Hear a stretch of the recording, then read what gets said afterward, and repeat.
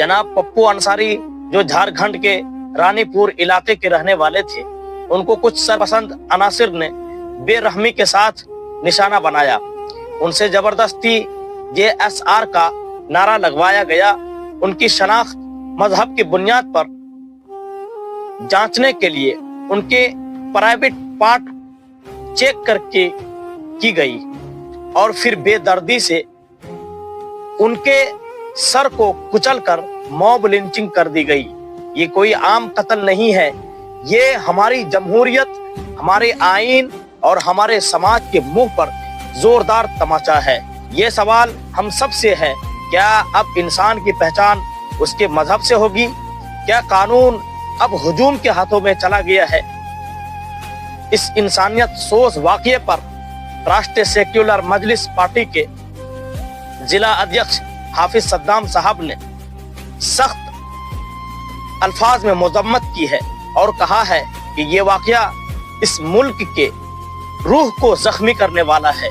मुजरिमों को किसी भी सूरत में बख्शा नहीं जाना चाहिए। सोशल मीडिया के जरिए से एक और खौफनाक मॉब लिंचिंग हुआ है रियासत झारखंड में। पप्पू अंसारी नाम करके एक नौजवान का नाम है। कुछ नौजवान के द्वारा पप्पू अंसारी को टारगेट मिलाया गया और उनसे पहले नाम पूछा गया कि तुम्हारा नाम क्या है। उन्होंने अपना नाम बताया कि मेरा नाम पप्पू अंसारी है। नौजवानों को यकीन नहीं हुआ। नौजवानों ने उनका पैंट खोल करके जो है प्राइवेट पार्ट को देखा गया। उसके बाद उन लोगों को यकीन हुआ कि वाकई में ये मुसलमान है, तो उनके ऊपर तशद्दुद किया गया। SR का जो है नारा लगाया गया। उसके साथ इरफान अंसारी ने भी उस बर्बरियत की कड़ी निंदा की है और मुतालबा किया है कि कसूरवारों को जल्द अज जल्द सख्त से सख्त सजा दी जाए ताकि आइंदा कोई भी ऐसी घिनौनी हरकत करने की हिम्मत न करे। हमारे भाइयों जहाँ एक साथ मिल के रहते थे, आपस में नफरत क्यों कर रहे हैं? पप्पू अंसारी के बारे में हम कहना चाहते हैं, उसका परिवार अत्यंत गरीब था, मवेशी चराता था और गरीब होना पाप नहीं है। उसको एवज में अब पीट कर मार देना, ये इतनी दर्दनाक मृत्यु हुई है बता नहीं सकते।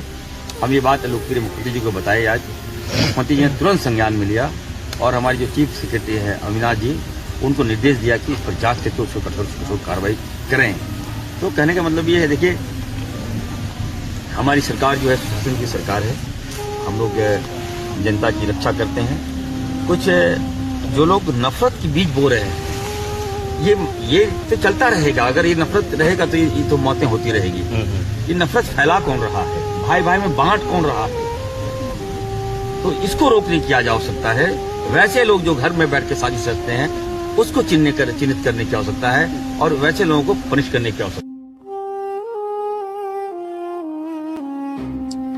हम हुकूमत इंतजामिया और अदलिया से मुतालबा करते हैं कि पप्पू अंसारी को इंसाफ मिले, कसूरवारों को सजा मिले और मुल्क में नफरत की इस जहर को खत्म किया जाए। आज खामोशी जुर्म है, आज आवाज उठाना फर्ज है। ये लड़ाई किसी एक मजहब की नहीं, ये लड़ाई इंसानियत की है। इंसाफ चाहिए, इंसाफ चाहिए, पप्पू अंसारी को इंसाफ चाहिए। अपनी राय कमेंट सेक्शन में जरूर दें।